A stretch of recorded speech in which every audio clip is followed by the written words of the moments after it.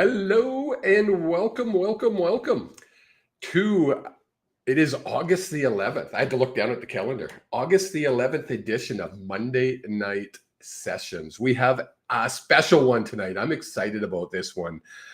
We have Scott Allan, otherwise known as the Boston Medium. He has such a cool story, and I'm really looking forward to chatting with him. So without further ado, and let's see if I can do this without messing up. Look at that, Scott. I You didn't did mess it. up. Welcome to the show, sir. Thank you for having me. It's a little miracle. I love it. You know what? When two people can connect from Boston up to Calgary, Alberta, how cool is that? Well, you did something right because it's 9 o'clock at night, and usually I'm in my sweatpants getting ready to roll it in for the night. So it's all good. I all good. appreciate you taking the time. I My know it's pleasure. later back there, and I appreciate you taking the time to hang out My with us for pleasure. this. My pleasure. So, let's just start with tell people who you are. Yeah.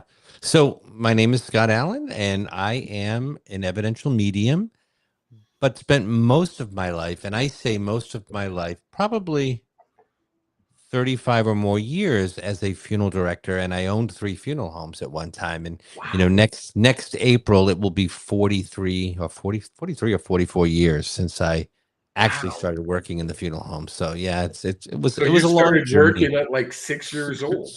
Not quite, not quite. It's funny though. I was 16, and Wow. I was 16 years old mowing lawns. That's really how it started. I was mowing lawns, and we used to have this brass railing, so I'd go out there and I'd polish that every day and sweep and clean, and then slowly, over time he'd say, "Geez, would you go with me to the nursing home, or would you go with me to the hospital to bring the person back?" And I was like, "Oh, I don't know if I want to do that."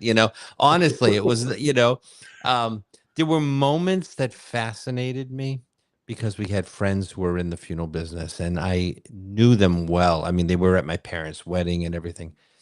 But and I was fascinated with the grief journey. In other words, assisting the people through the journey, that interested me. What Yes. went on in the embalming room didn't interest me at all back in the day. Yeah. But you cannot in Massachusetts be a funeral director unless you are an embalmer. Oh, So really? it was, if I wanted to do that, I had to do the other first. Ugh. That would still freak me out to today. Yeah, no. I got used to it, and I say that, the first time I thought, "Oh my God, what am I doing? What did I get?" It was really kind of bizarre. But you build up a certain tolerance to You it, do. and it becomes in a strange way something almost. It's an artistic thing that you are able to bring someone to a place that their loved ones can come in and say goodbye. And there was a certain pride in that. And I know that's Yeah. hard for people to really kind of understand, like, because most people just go, "Ugh." Yeah. But, Okay. and I get it. I mean, I get it. But there was that moment, there was that to it. But, and when you first get into the business, that's all you do is that. They've just got you down there and that's all you do. And Oh, so then I moved up and let someone else take it over. nice. So then you ended up Yeah. owning funeral homes I did. through your career. I had 3 by the time I finished. Nice. Now, I'm a firm believer that everybody has the ability to connect to the other side. It's some people who are empaths. Yes, we have a natural ability, I'll call it. Um, Sure. when you were a funeral director, did you hear things that you probably shouldn't have? That's a You good way to know, put it. it's funny. I did, but not in the way that I thought mediums saw and heard things. So Yes. I did not understand. It looks very different than what I thought it might look like, to Yeah. be honest. And there were things that would happen that were really fantastic coincidences. And I thought they were cool. Like, oh my God, that's such a weird coincidence. How did that happen? And those happened not all the time, but off and on. I wasn't one of these kids that looked at the foot of my bed and saw dead people. That did not happen. Oh, But okay. Okay. no, I never got that. I got these weird, almost prophetic type things, which Right. is interesting because that's not kind of how I am now. That's not how it works for me. But that's how it was back then. I would have things happen that I would just get it in my head. And clearly, spirit was talking to me, but I didn't understand that that's what was happening. And See, then go ahead. when Yeah. I was a kid, I was the exact opposite. I was the kid Yeah. that saw people standing at the Yeah. foot of the bed. Yeah. It drove me Yeah. A crazy. lot of It was people. like I'm. We talked about this off air. I felt like I was crazy. It was like, oh my goodness, what's wrong with me? Other people don't talk about waking up and seeing people at the foot of their bed. So Um, true. so you, talk about your progression, like how you realized this is something you wanted to do. Meaning which? The mediumship or the The funeral business? mediumship, yeah. Well, it wasn't, as a matter of fact. I was probably it was probably about 10 years or so before I sold the business. So I've been out now, son's 12. So I've been out 13 years. Okay. And so I go back another 10 years before that. I was still working in the business. And I had built this funeral home from the ground up on a piece of property that I had purchased from the Diocese of Worcester, Massachusetts. There had been a home there that, 100 years before that burned down, and whoever owned it just donated it to the church, and it sat empty. They never did anything with it. It was just a piece of property that they owned. And at the time, the churches were starting to divest because they had lawsuits and everything else. So they were starting to divest of a lot of their properties. And this went on the market. And I thought, it's beautiful. There's a gorgeous granite wall that would go all the way around, but it was just a wooded lot. So I bought it and I built this beautiful funeral home from the ground up. Nice. And when we built it, I remember they were doing the groundwork, and they dug up the foundation from the old home, which is underneath. So Oh, they said, "Hey, let's grab all this granite from the foundation. We can use it as curbing." It matched the wall. We were able to do all kinds of great things with the nice. signage and everything else. We also found pots and pans and bottles and druggist bottles and shoes and all kinds of stuff that had been Wow. there for 100 years. And so they threw it in the box. We put it in the garage. Before long, I realized that I could hear people walking up and down the stairs. I could hear them upstairs when I was downstairs, downstairs when I was upstairs. Oh, Things would not be where I left them. oh yes. I would hear voices. I would smell things. And I thought, this darn place is haunted. And how the heck is that? I've got two others that are as old as dirt. Not a single thing goes on there. But then I get this place and it's haunted. And people, I would tell the people that I worked with that worked for me, and I would say, listen to that. And they're like, you're out of your mind. Like, you're out of your mind. There's nothing. I'm like, maybe I am out of my mind. But it was very clear. And I remember one day sitting with a family making funeral arrangements, and the front door opened, and I said, hello, hello. And nobody answered. So I went out into the hallway, and there was nobody there. But I could smell. It smelled. This is going to sound worse than it is, but it smelled like old man, like an old hair tonic or an old Yeah, something. It wasn't a yeah, bad smell. It was just not something that you smell nowadays. It just smelled right. like an old man had groomed himself. But there was nobody there. So I walked to the front door and I looked out. There was nobody in the driveway, nobody in the parking lot, nobody on the street.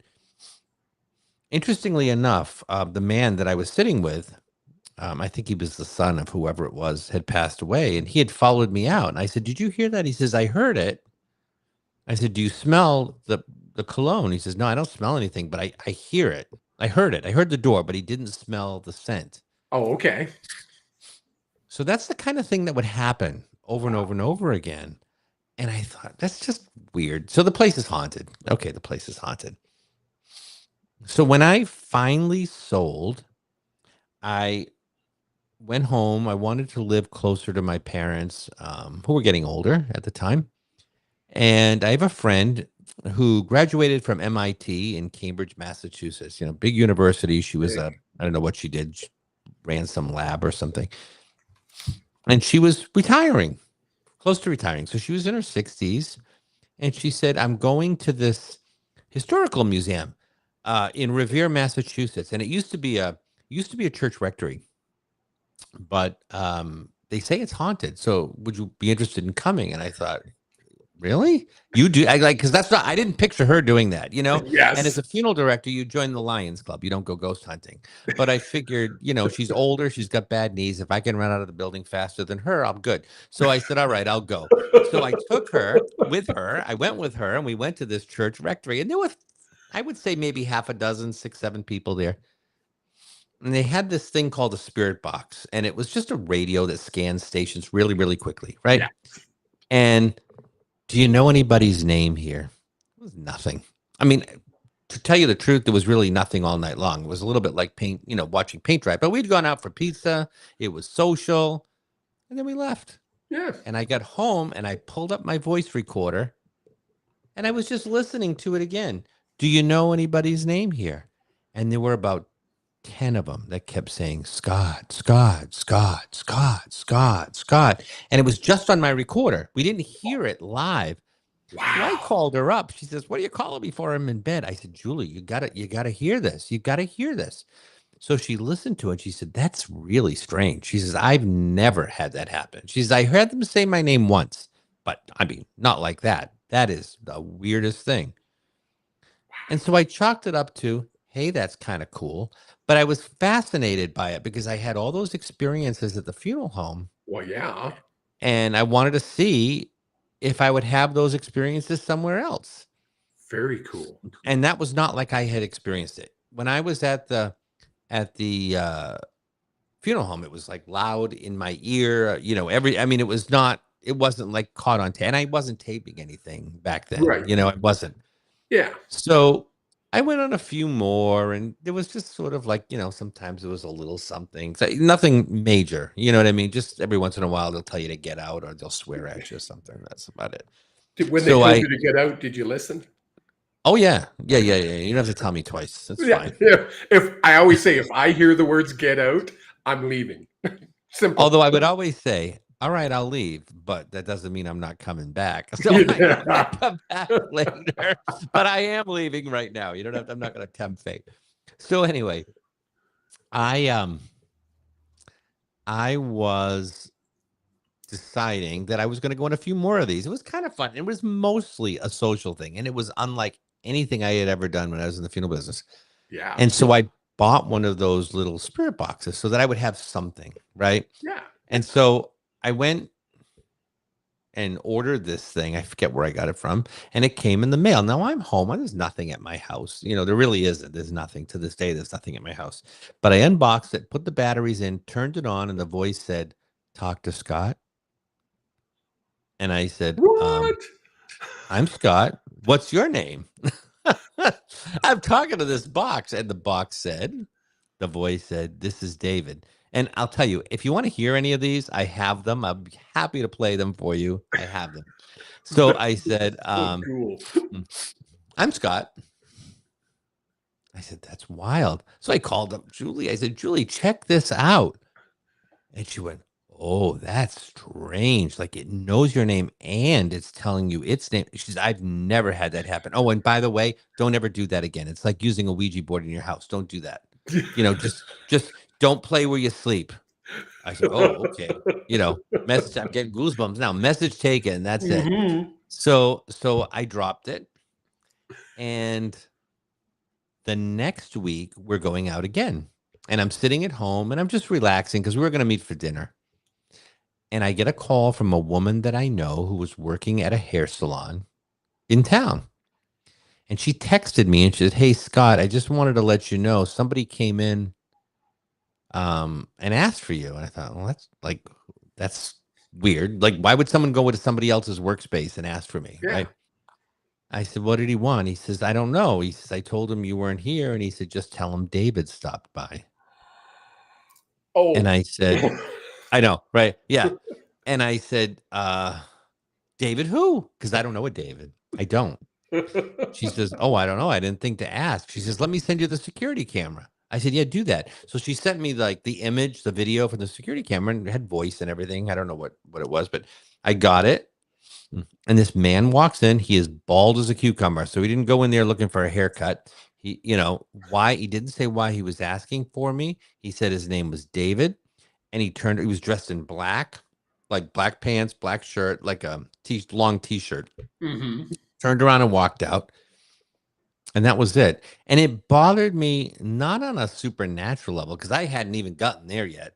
I'm Yeah. just thinking, like, who is this guy chasing me down at somebody's workplace? And I know her, but she's not like somebody I hang out with. I just know who she is. So why on earth would he go there to reach out to her to get me? Do you know what I mean? Yeah, that's Is it weird. somebody I ticked off? Did I, like, I don't know, and it really bothered me on that level. So when we Yeah. got to the restaurant that night, I said to everybody, I was showing them the security camera. I said, this guy showed up, and I told them the story. And they said, Julie, the friend of mine, she said, isn't that the name of the guy that came through the spirit box? Oh my God, it is. And then that was when it really started, and it was relentless. It was every time I would go on an investigation, and then it started even when I wasn't expecting it. It started in the car, coming through the car radio. Oh, If I wow. was recording something, it would come through. I took my son, who was quite young at the time, to this donut shop, not Dunkin's, but it's like that kind of thing. It's a family owned thing. We went to Yeah. the donut shop, and I'm listening to the radio, and he's in the back seat playing with his goo goo toys or whatever it was, blah blah blah blah. He's just babbling away, and the radio turned onto a commercial. So I hit like next. You hit the scan thing, and you Yeah. go to the next station. And as I did, the voice comes through and says, "Scott." I said, "Oh boy." And I'd never had that happen before. And so I pulled out my recorder, or could have been my phone. I don't even know, but probably my phone.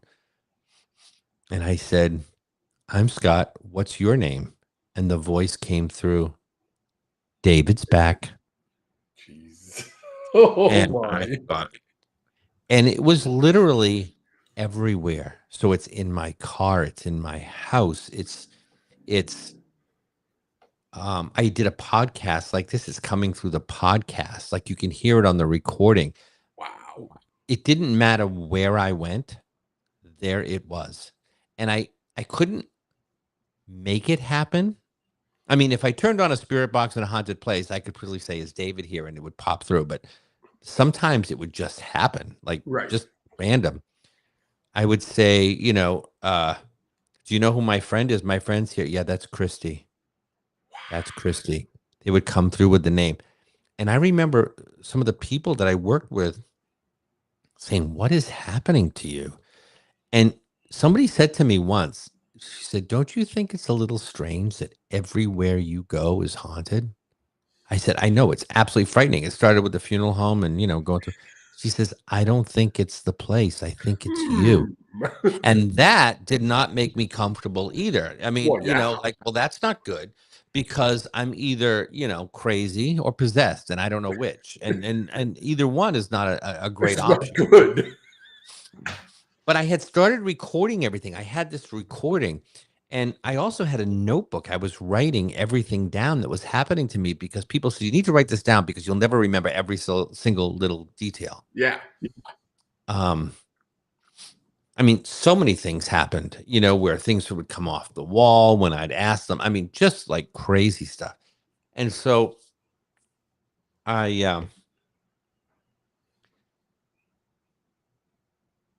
I went, and I think the straw that broke the camel's back. This is after like a couple of years of this stuff. Hmm. Couple of There had years. been, oh yeah, it was nonstop. But I was afraid to tell anybody because I thought if they think I'm hearing voices, they're going to try to lock me up or Yes, of take me course. downplace. I will say nothing. Because So I you're suffered crazy. with it because I'm crazy. But I didn't feel crazy. I mean, like but does a crazy person know they're crazy? I don't know. Probably I not. started I started not saying anything to anyone, including my friends, because I felt like they've already heard it too much from me. Yeah. I can't keep saying it or they're going to think I have a problem. So I just stopped. But it was absolutely terrifying. It was everywhere. So what, was the straw that broke the camel's back? There was a house back in 1990. I had bought a home, and about 5 or 6 doors down on the corner of the street, there was this huge mansion. It was in the same town where I owned my funeral home, and it was gorgeous. But it probably was on the verge of being condemned. It Okay. was abandoned, it was empty. But I often wondered, what would it be like inside? I bet it's amazing in there, or it could have been at one time. Yeah. Somebody bought this thing and restored it to, well over $1 million. And I heard it was absolutely stunningly beautiful. So they were giving tours, and I said, I'm signing up for this tour. I've always wanted to go in there. And it was absolutely beautiful. And I was sitting in what they call the ladies' parlor in the front of the building. And there was like 12 of us, and they're talking about the house. And some lady decided she was going to spray her perfume, like thick French, Oh, disgusting. I mean, it was all right, but it was, you know what I mean? yeah. Like so strong, I'm getting a headache. So I looked at the friend of mine, Julie, that was with me. I said, I'm going to go out and get some fresh air. I'll be right back. She said, what's the matter? I said, that perfume, I don't know who sprayed it. I said, but it's so strong that it's giving me a headache. In fact, I could taste it. You know how like it gets on your tongue when there's Yes. so much of it? She said, oh, that's odd. I don't smell anything. I said, "What do you mean you don't smell it? Like how can you not smell this?"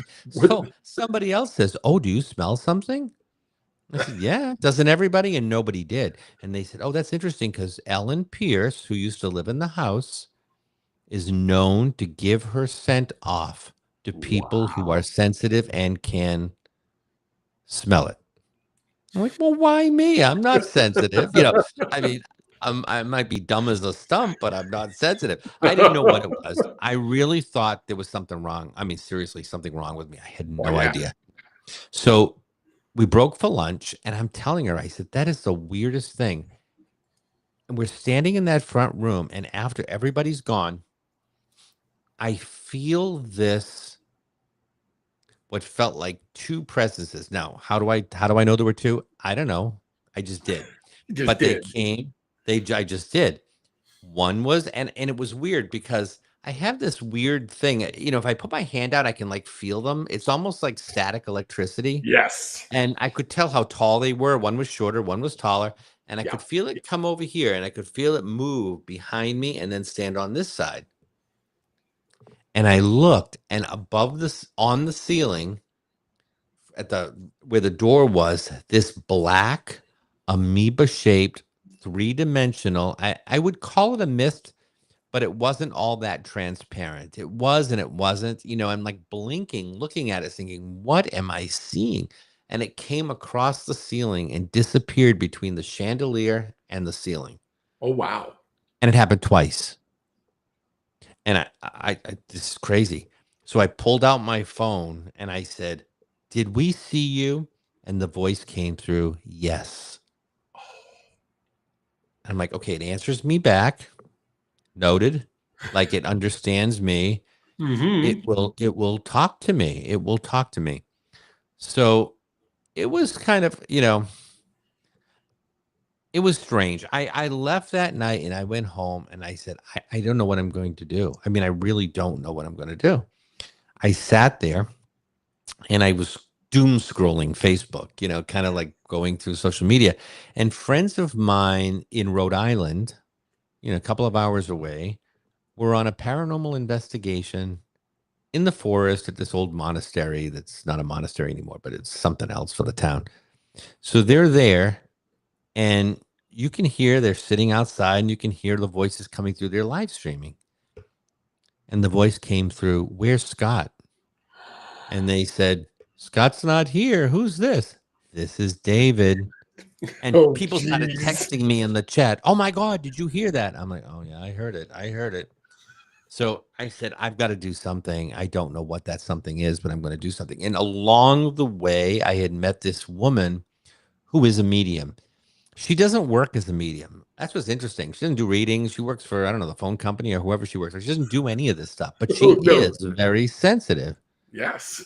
And I knew she was a medium. And so she didn't even really know me. I wasn't a friend of hers on Facebook. I had to sort of look her up on Facebook to see if she was friends with somebody else that I knew, to see if I could find out where. And I sent a message request Oh to her. no. And I said, okay, her name is Janelle. I said, Janelle, I need some help. I don't know what's going on, but I've got this spirit after me. That's exactly what I said. I've got this spirit after me, and I don't know what's going on. She responded to me. I don't know if it was the next day or when it was. She said, of course, I remember you. What's going on? So I told her, we ended up having a chat. And she says, I think what's happening to you is that he knows you can help him and he's looking to cross. That's yes. And I said, that's a load of crap. Literally. like I can't help him. She says, I know. She says, just tell him that you have a friend who will help him, but he's got to ask you for the help, that you can't do it. Yes. So if he bothers you again, tell him that you have a friend that will help him. And even just hearing that felt really weird to me. Oh, yeah. It was a very strange, like, what are you talking about? No, I'm not inviting this in. I'm going to help this thing, whatever this thing is. So I want it gone. I want it gone. Yes. Exactly. And I just don't like it.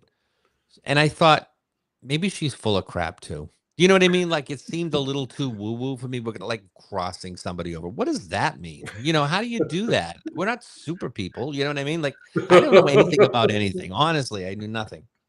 So she says, I have a feeling I'm going to see you sooner than later. And I'm like, oh, I don't know. I can't handle this. The next day, I was with a friend, and I said, would you hang out for a minute? I want to try something. She said, okay. I said, please just don't leave me, because I'm terrible. She knew what was going on. I was sort of telling her, And I stood in the room we were in, and I said, David, if you're here and you need help, I can get someone to help you.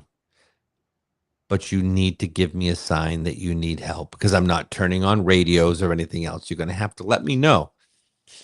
And as much as I didn't want to do that, I felt like that might be my only chance of getting rid of this thing. You know what I mean? Yes. And I had somebody with me.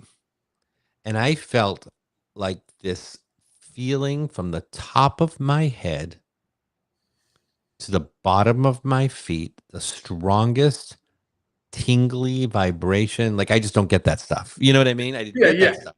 But there it was. I said, that's it. I'm calling her. Here we go. So I said, do me a favor. Don't leave. Eventually she did leave, but I was on the phone with Janelle. We were on the phone for almost 4 hours. Oh, wow. And talking about what was happening.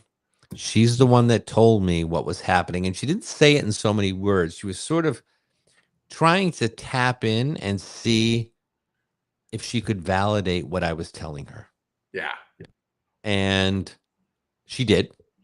And she's telling me, well, I think we can do this. And I want you to tell me what you see and what you understand, what you hear, what you feel. Just go with your first thought.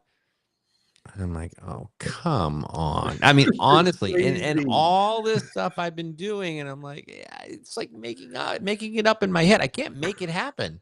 Do you know what I mean? Yes, Like, I know when the stuff exactly is what you mean. when the stuff is in your face and you're hearing it on a spirit box or you're seeing it or whatever it is, well, then it's real.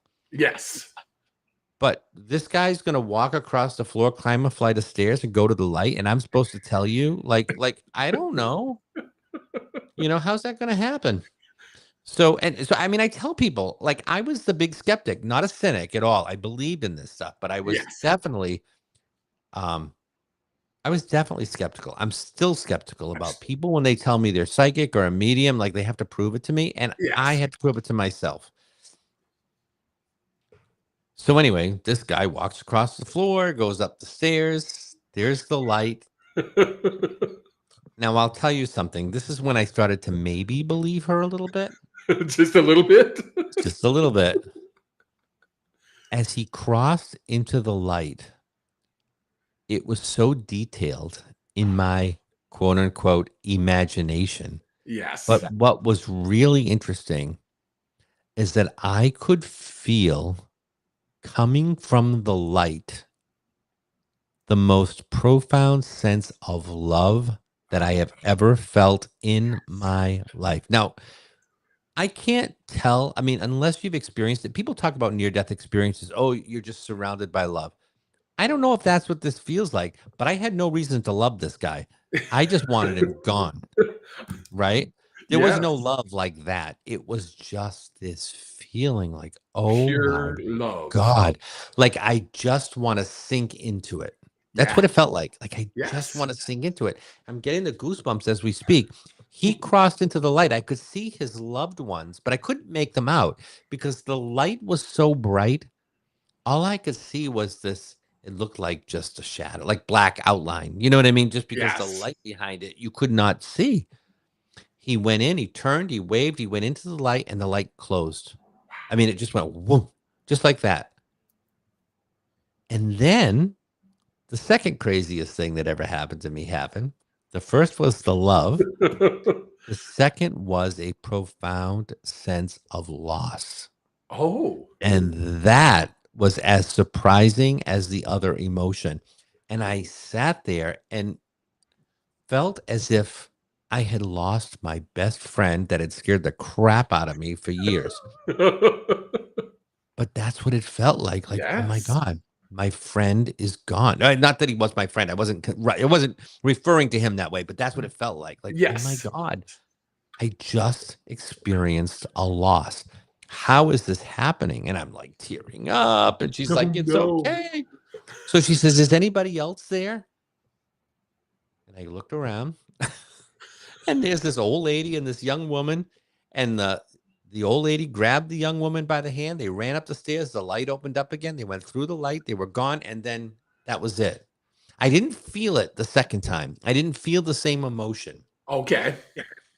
but I remember Janelle, the medium, said, "Okay, everybody else that's here, we're not doing this all night long. It's not your night. We've crossed over 3 people. That's all we're doing." Wow. And all I can tell you, it's as real as I'm sitting here having this conversation with you.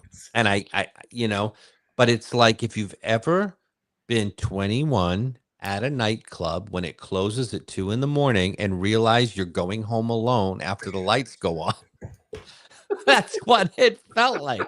It's like the lights went on and I could see them. There were hundreds of them of Wow. all shapes, sizes, genders, ethnicities. Some were normal, some were not normal. When I say not normal, I mean like disfigured. Some I didn't matter. It was like the light went on and it was an auditorium, an arena Wow. of people just staring. And they just stepped back into the darkness and then everything went away. And I just was like, Jeez. what the heck was that? Now, did I imagine that? You know Well, what I yeah, mean? That's what I'm thinking. Did I that's your imagine? first thought. But it's so detailed, so incredibly detailed. So we talked a little more. You need to learn boundaries. You need to learn how to keep them away. You need to set up office hours. I'm like, the office hours, my butt. What are you talking about? I'm not doing that. There are no office hours. The office is We're closed. not Like doing that's this. it. The office is closed. So she says, no, no, no. You need to make sure that they're not going to bother you. You don't want that all the time, over and over and over again. So we did some boundary stuff and, push, how to set intentions and that kind of, and Yes. I just thought this, I'm still saying to myself, what a bunch of baloney. I don't know what just happened to me, but this is weird. Hopefully they're just gone and that's it. She says, I want to introduce you to a woman that has helped me an awful lot because Janelle, when she opened up, she was one of those that get carted off to a psychiatric hospital. Oh, Her parents took her away and thought she was hearing, you're hearing voices. We need to go take you somewhere, which is why yes. exactly I didn't tell anybody. And she's like, you don't have to tell anybody. Keep it within your circle, right? Yes. Yes. I said, I don't have a circle. I mean, I have, my friend Julie and you. That's it, kind of. That's all Other I'm people know telling you. about David, but I don't want to go. I'm not telling them this story because this is too weird. So she introduced me to this woman named Joy, who's a shaman. Oh, And Joy said, I will help you. She says, this is what I do. I help people who are mediums to control it to set guidelines, to shut it down, to turn it on so that you don't have to be bothered 24 hours a day, 7 days a week. Yes. And I will tell you this, from that moment on, I never got another voice or anything through something I wasn't. I mean, that's not entirely true. They don't come through my car anymore. They Yeah. don't come through the speaker at the grocery store, when you're walking around. But I've recorded episodes of my own podcast and had them come through. Oh, I'm really? listening back as I'm editing and you can hear them. Hi, Scott. Wow.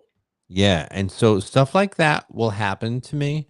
Um, I get a lot of stuff on recordings, but it's not anything scary. I don't Yeah. know why. Maybe because I understand what it is now, but Yes. generally speaking, when I ask for it, the always right there, right there. So she helped me with this stuff that I thought was a bunch of malarkey. And then she started telling me, just trust me. I want you to sit down with people that might be friends of friends. People you don't know, but there's a safe Yeah. contact in between, right? You're not going out and soliciting people to read for them. So I said, all right. And so I would start the conversation out by, listen, can you have your friend? I just want to try something. It's that kind of thing. I just want to see. Yeah. And then I started to realize that they understood what I was telling them. Like this stuff that I think I'm making up, I'm not making up. They're getting it. Well, how did I know your grandmother's name? How did I know Yes. that, how do I know you're having dental work next week? How do whatever it is that's coming through? Like, where is Yeah. this stuff coming from? So I started to trust it. And then what happened was after I learned to control it, it was quiet, like it's not all over the place. So then you Yes. think, oh, maybe it's gone, but it's not, and then you go through imposter syndrome. So when Of course. somebody says to me, what made you want to be a medium? Nothing, not a Nothing. I single didn't thing, want to be. not a thing. Well, But it's funny because I hear your story, and when yeah, I told you off air, everybody that's listening, people who are listening know my story, and the first time I took a course, the only reason I agreed to take this course was I wanted to shut it down. I didn't want to see things. I didn't yeah, want to hear things. I didn't want to right. experience this anymore. I'll never forget it. It was level 1 with Ken Lewicki. And 10 minutes into that first course, a light bulb went off in my head. And I went, oh, this is what I'm supposed to be doing. And it Yeah. just went from there. So I get it. It was one of those, I wanted to shut it down as well, but here we are. Folks, we are speaking with Scott Allan, the Boston medium. If you guys have questions, I know there's a few people watching live. If you guys have questions, just put them into the chat. We'll be able to see them and we'll try Yep. to get your questions answered. We're not going to do mini readings. Scott, usually a lot of times on Mondays, I will go live on Facebook and just do mini readings. Oh, you do? Oh, Yes, great. it's something fun I do. It's how I started. Nice. When you said you had friends, Yeah. I Yeah. stepped outside my comfort zone and just went on Facebook and started doing mini readings. And I went, oh, I'm good at this. I can do this. I'm like, they're listening. They Yeah. know, like, Yeah. I'm saying things and they're like, how did you know that? And I'm like, I didn't. It wasn't me. I know. It's crazy. I think that once I trusted it and I said, okay, I need to get some training so I can figure out how to really use this instrument Yes. as, so to speak. And I did. I trained with John Holland and, a bunch of other, mediums that are here in the area. And it sort of just blossomed. It's as if once you say, okay, it's like they throw arrows down on the floor and show you, okay, now do this, now do Yes. that. Things just open up for you. Oh yeah. And Your it's guides been get great. so excited about it because they knew what you were supposed to be doing. We didn't know. Well, that's true. But I'll tell you, one of the strangest things that did happen to me after we crossed David, I was on another investigation months later, months and months. And we're at this castle. Voice comes through the box. Scott, this is David. Jeez. And a friend of mine said, is that the David he crossed over? Yes. Oh wow. So I'm on the phone. Why is he back? It didn't. I was already doing like not real readings, but when I say fake readings, I mean not paid, just Yeah. playing around kind of stuff. But why was it back? Evidently, they can cross, but still make themselves known. I guess, like they got a lot to learn. But now it's okay. You know what I Yeah. mean? I was out 2 weekends in a row, and I'm in the woods one night. Is my guide here? Yes, David. Thank you. That's awesome. And he was even there Saturday night. We were at that mansion that I told you about when I saw that thing come across. We were there on Saturday night because the Oh, place is haunted. And it came through on the box. Scott's David. nice. So you still do up to now, you still do paranormal investigations? Rarely, Oh, okay. rarely. And to be honest with you, I have not been on an investigation. I was on one last weekend and the week before, and I haven't done one in probably a year. Oh, okay. I just don't go that often. It's not a big part of what I do, but it's the social part of it. Yes. And I generally don't do them with that group that I did them before. It's just a new bunch of people that help me on events. I do a lot of platform stuff, demonstrations. And Right. so I have people that come and hold microphones and, work the sound equipment and all that kind of stuff. And so and the only reason we went to that place, the mansion, was because it's been sold. And we wanted to just sort of go in one last time before it's sold. And I don't know what's going to happen to it Yeah, afterwards. So that's why we exactly. went. So yeah, Very no, I cool. don't really do it all that often. It's rare, but Very cool. it's a social thing. Yeah, So you call yourself an evidential medium. I Um, do. and I always smile when I hear those words put together. What's the difference in your words from just a medium to an evidential medium?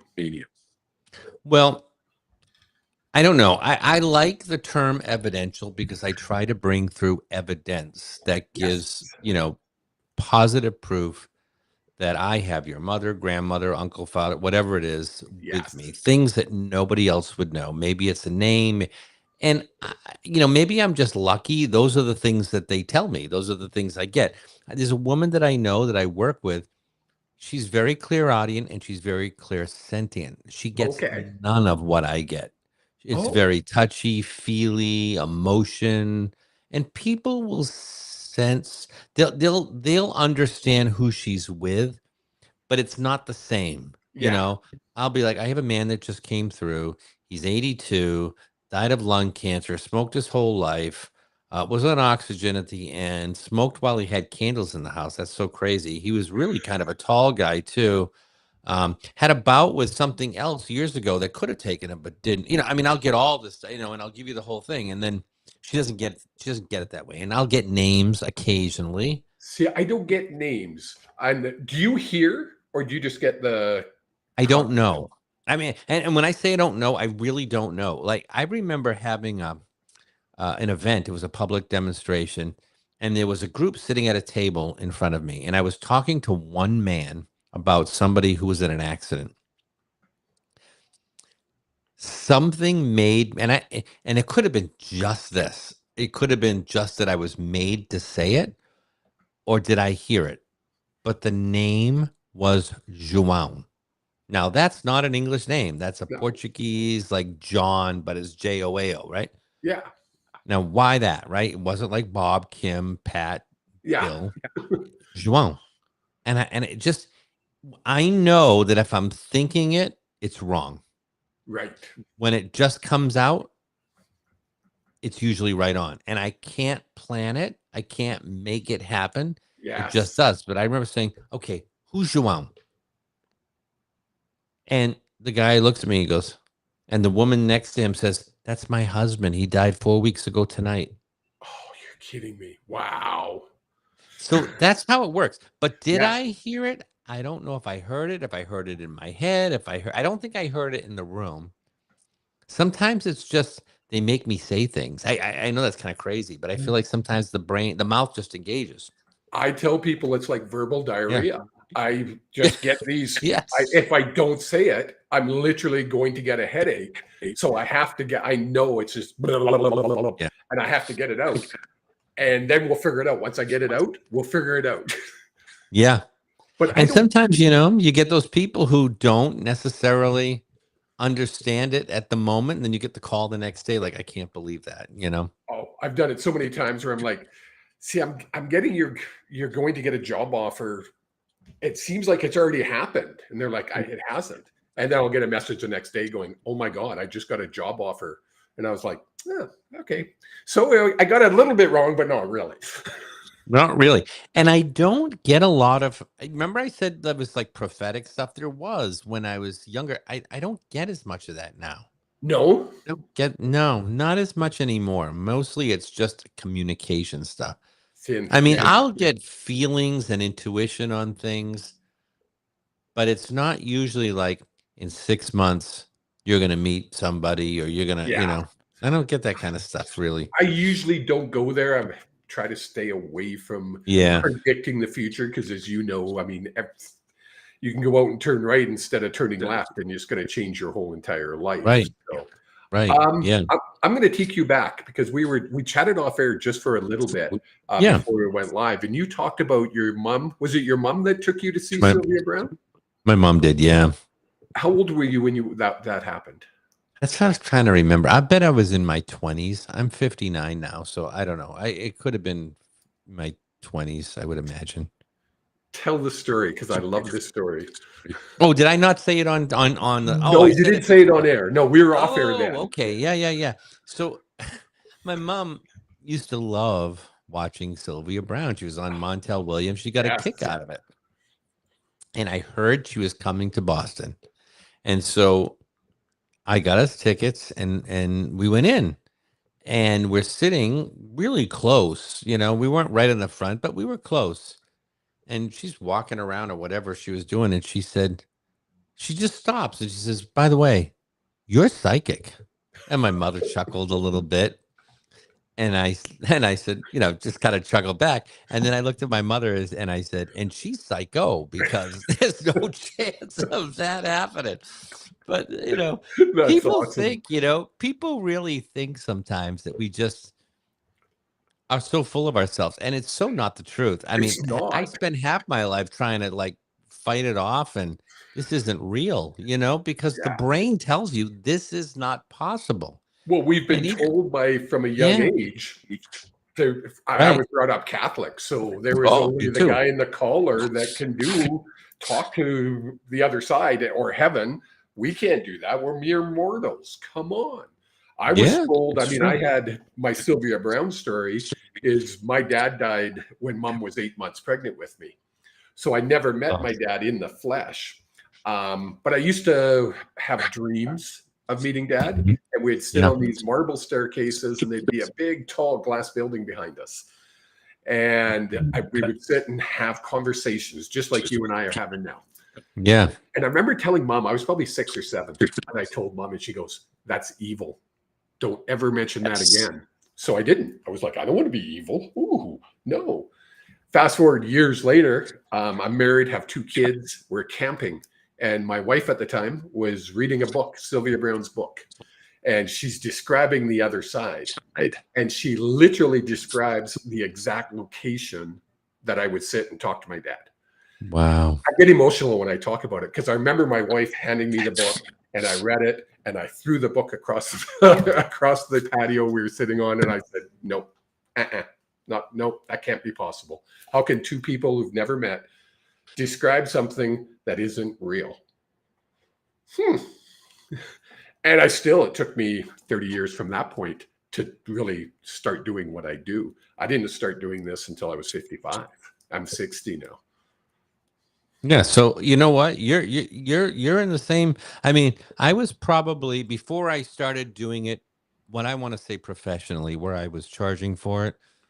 I'm 59, 58. I was probably 54, Oh, so 55, yeah, like about that. the Yeah, same. so we're in the same boat. Yes. And you know, I had it. It was there, but I just never really felt. And the only reason I started charging for it is because I did these free readings and then more people were calling and they would tell their friends and they would tell their friends. And I'm like, okay, I've got a full-time job and I'm doing this for free. So I started charging. I think I charged like $30 or something, but that wasn't enough to slow it down. So I Yes. had to go up and up and up until, it stopped it. Not stopped it, but Yeah. but then at that point I thought, you know what? I can do this. I mean, I don't have to do anything else. I can do this. And I love doing the stage platform Nice. demonstrations. I love that. I do that a lot. And so I really enjoy that and the private readings, and I do the podcast, and I wrote the book and all this other fun stuff. So I feel like I'm doing what I'm supposed to be doing. Let's talk about your book real quick. Yeah. What's the name of your book? It's called, He's going to grab it. I'm going to grab it. It's called, I don't know if it's backwards where you are. Yeah, it's backwards. Yeah. It's called In the Presence of Light, a Nice. funeral director's journey from mourning to mediumship. And it Oh. really is the story. A lot of what I just told you, certainly not, there's more than that. It expands on that. But it's growing up. How did I get into the funeral business? How did I understand, what were some of those first signs and synchronicities that were happening to me at a young age? Why did I get in the funeral business, and then why I left, and how this whole thing unfolded and expanded? Very cool. You can get that on Amazon, all the Everywhere. regular places. Everywhere. Amazon, Barnes and Noble, Goodreads, whatever, wherever you can get it. I published it through Balboa Press, which is connected to Hay House. I wanted to be connected to them. They do Yes. all of that kind of stuff. So it's available there as well. Very, very cool. Yeah. Now, you mentioned you love doing the stage. I've done it twice, 3 times now. Small, like the first one. The first one I did wasn't small. It was about 100 and some odd people. Oh, And wow. the other ones were smaller than that. I love it. I literally, when I talk about it, my hair on my arm stands up. Yeah. Do you travel doing that, or is it something you just do in Boston? Oh, no. I do travel. So I've been in Naples, Florida, Connecticut, Rhode Island, Maine, Vermont, Massachusetts, Oh, New very cool. York, New Jersey. I'm going to be in Colorado Springs, Colorado in, Ooh. I think November. And then we're looking at, I have a friend of mine who's a fantastic medium out of Florida, and she and I are looking at going between Charleston, South Carolina, and Naples, Florida. So we'll go, like Charleston, Savannah, Georgia, St. Augustine, Very cool. Jacksonville. We're gonna go right down the line. Nice. Yeah, That's and take very a couple of weeks to do a little bit of a tour. So get me out of the cold for a few days. I heard through a little birdie who just happens to be my girlfriend, Angela, who you that actually woman. were on, No, you were actually on her podcast. That have you gone on a cruise ship, or you're going on a cruise ship? Yeah. So I'll tell you. No, I haven't. The cruise ship was to be in December. We have postponed that, and I found out through the travel agent that is not the best time, because everybody kept saying, "Oh my God, I want to go," but it's Christmas time. It's like the week before Christmas or 2 weeks before Christmas is too. You know what I mean? Like I can't be on a cruise ship. So we postponed it. We don't have anything else booked. We were talking about next spring, but we'll see how that goes. Let us know, because we love to travel. So any excuse, any excuse to go. Come to Colorado Springs. I hear it's beautiful. There you go. Colorado is stunning. I don't even know where you are. Are you West Coast? Is that where you are? Well, we're Banff. Do you know the Rockies? We're like, so BC is on the West Coast, and then Alberta's the next province over. So you must be near Colorado, right? Like above it. I'm talking about. Not necessarily near it. Yeah. Interesting. Yeah. So you're like middle of the country kind of thing. Well, more west than middle. Yeah. Like you get Manitoba, Saskatchewan, Yeah. Manitoba. You're getting more into the middle of the country. Yeah. Right. Yeah. So very cool. I'm hoping I should come to Canada. I'm hoping they'll let me into Canada and then not let me come back. Would be nice. I don't know. At least for another 3.5 years. I was just going to say that in your travels, we need to talk and try to convince you to come up to Calgary. I would love to. Seriously. The only thing that I question, and because I've had, I did a radio show that I was offered years ago. I did an event. It was part of a tour that I went on. So there was no money exchanged as part of that. I got a discount on the tour, and I was able to do this event in Scotland. But Mm. from that, I was able to, I picked up a radio station gig once a week in the UK, in London. Oh, And I did cool. it from here, from Boston. Yeah. And so we were talking about me coming back and doing an event and making it a fundraiser and whatever else. And then the guy died right before Christmas. He was the nicest guy, Oh, died very no. unexpectedly. And he was like 40s. I don't even think he was 50. So that's not going to happen. But the point is, we were trying to figure out, how do I leave this country and go work somewhere else and make money? I don't know how I would do that in Calgary either. Do you know what I mean? I mean, John Edward came up here and he did a show up here. So why can't Scott Allan? I don't know. Maybe because I'm not John Edward. Maybe I should Wait, change my name. I don't but know. I I don't know. mean, there's got to be that work. I'm sure there's a work visa thing that you must do or something. Well, We and it's can, a one-time thing, right? So I'm not yeah. moving there. I'm going up, doing an event, and coming back. There's got to be a way. I just don't know how to do it, is what I'm thinking. All kinds of artists do it. We got to figure this out. We can do this. I Because would I love keep that. saying I have to go down for some reason. I have a ton of clients in Minnesota.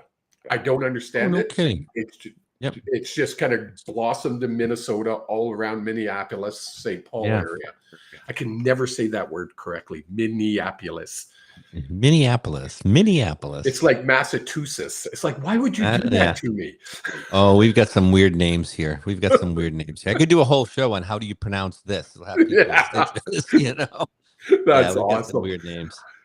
If people want a reading from you or want to get a hold of you, mediumscottallen.com. That's the best way to get you. mediumscottallen.com, and you can book it right on my website. So all my available spots, it's live updated on my website. You can also Nice. find out where I'm going to be. If you happen to be, wherever I'm going to be, you can come to a show. I'd love to have you come.